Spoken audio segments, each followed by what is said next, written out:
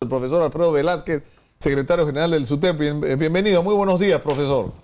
Muy buenos días, Giovanna, muy buenos días, Nicolás. Gracias por este espacio. Estamos en una situación muy preocupante nosotros como maestros frente a la difusión y propagandización, que es de todos los años, el gran inicio del año escolar, y que en la práctica el gobierno no tiene voluntad de solucionar la problemática existente, y menos el ministro de Educación, peor los funcionarios de educación, cosa que nos preocupa. Ahora, acá hay varios problemas. Uno es la infraestructura, pero con relación tanto a los desastres como al calor que estamos viviendo, porque es cierto que muchos de los colegios no cuentan con una buena infraestructura para que los niños no sientan y no puedan sufrir de golpes de calor, ¿no? Muchos tienen techos que no van, y hasta algunos están estudiando en estas casas prefabricadas, en estos locales prefabricados que aumentan aún la temperatura, ¿no?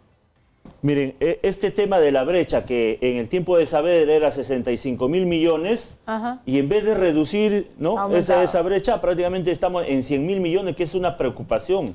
Y lo cierto es que este tema, el ministro y las autoridades solamente lo hablan cuando estamos a una semana para iniciar el año escolar. Nosotros hemos venido diciendo el 2016, el 2017, el 2018, trabajemos una cruzada para mejorar y brindar condiciones adecuadas para nuestros estudiantes, y más aún con todos estos problemas climatológicos que existen, ya ni en la costa ni en la sierra por los desastres, y en la costa por altas temperaturas, no podemos decir tal día debe iniciar el inicio. Ya lo ha manifestado. Ese es actuar contra una realidad concreta. Los estudiantes de 30 alumnos, 25, 40 alumnos, no pueden permanecer de 8 de la mañana hasta la 1 de la tarde en aulas totalmente donde se eleva la temperatura sobre los 30 grados. Entonces, nosotros pedimos a través de ustedes y obviamente al ministro de Educación y a las autoridades a retomar este tema, analizar, insisto, más allá de horas efectivas o no,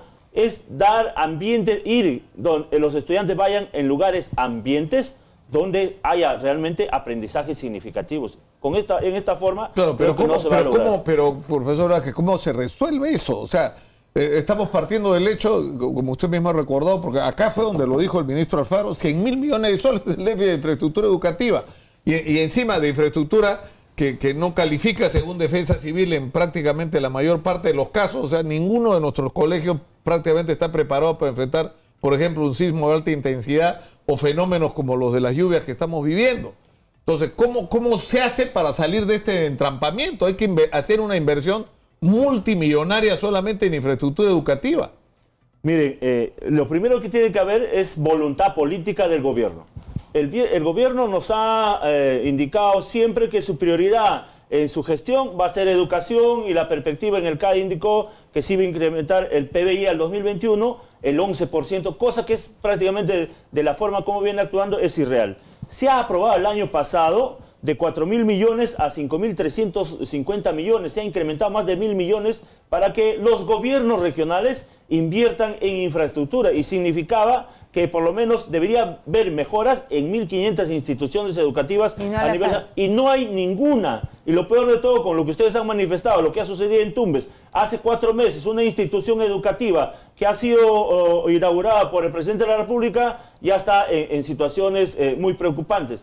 Eso existe. Miren, en el 2015, en la UGEL 02, en casi todas las instituciones educativas, pusieron el toldo contra este tema de la calor, ¿no? Las mallas que tienen un nombre específico. Y que al mes se cayeron todas las mallas. ¿Qué significa esto? Que la corrupción existe también en esas instancias que nos preocupan. El ministro de Educación aquí dijo que iba a adelantar el presupuesto de mantenimiento que era a mediados de año más o menos para los colegios y para las UGELes, que lo estaban adelantando. Sí, Giovanna. Mire, una cosa es lo que se dice para convencer a la opinión pública, a los padres de familia, y otra cosa es lo que se hace. ¿Qué está sucediendo actualmente? Uno, que ese presupuesto de mantenimiento que anualmente se daba para 54.000 instituciones educativas a nivel nacional, en vez de por lo menos mantener su presupuesto, se ha reducido. Si antes recibían 30.000, ahora máximo reciben 10.000. Es decir, una institución educativa que tiene inicial, primaria, secundaria, en la mañana, en la tarde y en la noche, va a recibir máximo 10.000 soles. ¿10.000 soles? Y no alcanza absolutamente para nada. Hasta ahora, a nivel nacional, a ningún director le han designado, le han hecho esa transferencia. ¿Por qué? Porque recién están averiguando, indagando a quién le van a dar, a quién de responsable de la institución educativa. ¿Y qué le han dicho?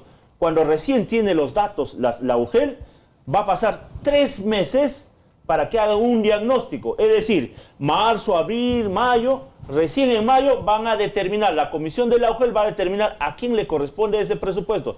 Y tienen hasta octubre para que inviertan. Y en octubre ya prácticamente ya terminó el proceso, no hay las condiciones adecuadas ni de estudio ni de trabajo para los docentes. Entonces nosotros reiteramos, hacemos un llamado al ministro de Educación a preocuparse por la educación, al presidente de la República. Mire, nosotros deberíamos estar viendo otros temas.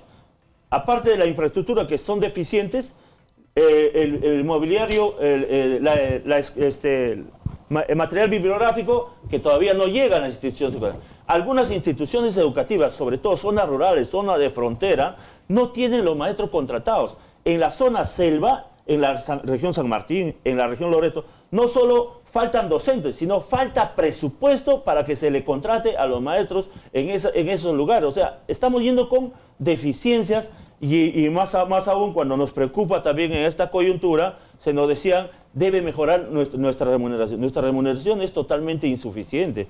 Los 100 soles que nos pretende incrementar en el mes de marzo, pues nosotros consideramos es una provocación al Magisterio Nacional. Es indignante, rechazamos. Los auxiliares de educación ganan 1.200 nuevos soles. Ellos, hay cerca de 11.000 auxiliares de educación que prácticamente están en calidad de contrato de más de 15 años. No hay nombramiento. Entonces, esta situación nos preocupa porque además la currícula que se está imponiendo ahora a rajatabla en forma autoritaria, similar a la evaluación o cambio de notas de números a letras que nos querían imponer, sin consulta, sin debate con los maestros, que somos nosotros los que implementamos esa currícula. Y pero ya se autorizó y ya se formalizó que que las notas van a cambiar en secundaria. Se ha oficializado en primer año. Nosotros estamos planteando que debe haber conversación, debe haber debate con los... Y obviamente debe haber una capacitación, porque no solamente se trata... Bueno, antes estaba con números y ahora te calificamos con letras, pero los instrumentos no cambian, las estrategias no cambian. Tiene que cambiar todo, es todo un proceso evolutivo y también un proceso de sensibilización a los mismos estudiantes, a los mismos padres y definitivamente a los actores principales que somos los docentes. Yo sigo planteándome esta interrogante, ¿no es cierto? Porque la información que tenemos en resumen es esta: 100.000 millones de soles de déficit de infraestructura educativa, sin sumar a esto las catástrofes que hubo el 2017 y la que tenemos ahora encima, ¿no? Que está arrasando, entre otras cosas, colegios.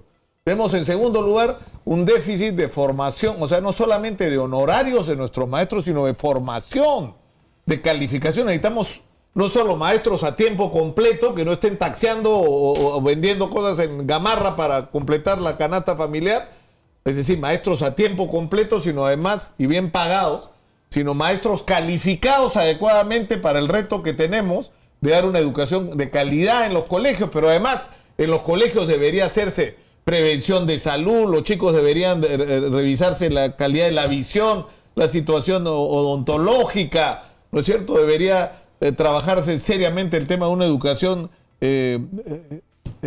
digamos, adecuada, la prevención desde el punto de vista psicológico, es decir, hay tantas cosas por hacer en relación a la educación y todo eso pasa por un solo punto. Necesitamos una inyección multimillonaria de dinero. ¿De dónde va a salir esa plata? ¿Por qué no hablamos de eso? Mire, o sea, de algún lado tiene que salir ese dinero si es una prioridad nacional. En el Congreso ha habido debates sobre a quiénes se le exonera el impuesto, ¿no? Yo creo que ahí debe haber un compromiso de las empresas, incluso privadas, que no sean exonerados a través de la SUNED los impuestos, y esos impuestos deben ir allá, a la educación. A los tragamonedas también se les ha exonerado impuestos. Esos recursos deben invertirse en educación. Nosotros estamos prácticamente en 3,6%. Mire, pero todo este responsable, nosotros hemos pedido al Ministerio de Educación, una reunión con el ministro de Educación que desde el mes de febrero no la da. A veces primero que hay que amenazarlo con huelga, con paro, para que recién se siente y pueda conversar y busquemos alternativas de solución. El otro, hemos conversado con varias jefaturas del Ministerio de Educación y le hemos pedido una reunión con el responsable de PRONIET. ¿Quién debe proyectar todo este tema? ¿Quién debe hacer un diagnóstico de la proyección? Es PRONIET. Mira, hasta ahora, Nicolás... ¿PRONIET qué es exactamente? Ese es el responsable del Programa Nacional de Infraestructura que depende del Ministerio de Educación. Es decir, mira, actualmente hay cerca de 260 proyectos desde hace 10 años que prácticamente están en el proceso de arbitraje. Es decir, las empresas lo han judicializado el caso al Ministerio de Educación y son infraestructuras que están a medio hacer a nivel nacional. Ahí prácticamente se ha dado desde hace más de 11 años la buena pro a las supuestamente exitosas empresas, pero cuando ya han ido a la ejecución se han dado cuenta que esas empresas no tenían recursos económicos. Entonces, lo mismo que está sucediendo en el marco político internacional, global, claro, de brecha y todo, eso también se viene reflejando en la educación y eso sin lugar a duda nos preocupa.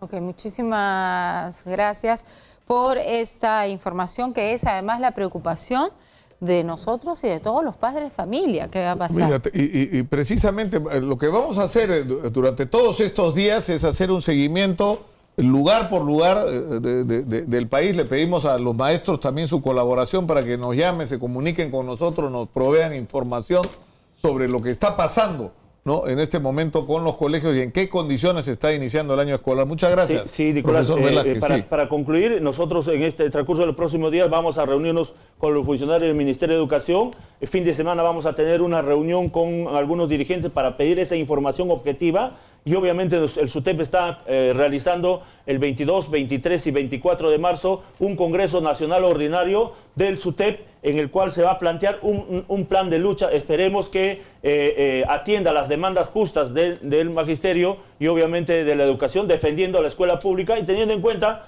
que el gobierno tiene compromisos para mejorar las condiciones para el magisterio peruano. Muchísimas gracias. Gracias a usted, profesor. Nos tenemos que ir a una pausa. No, Percy Bereche, ¿lo tenemos en la línea o no, señora Magariño? No, vamos primero a la pausa. Percy Bereche tiene información.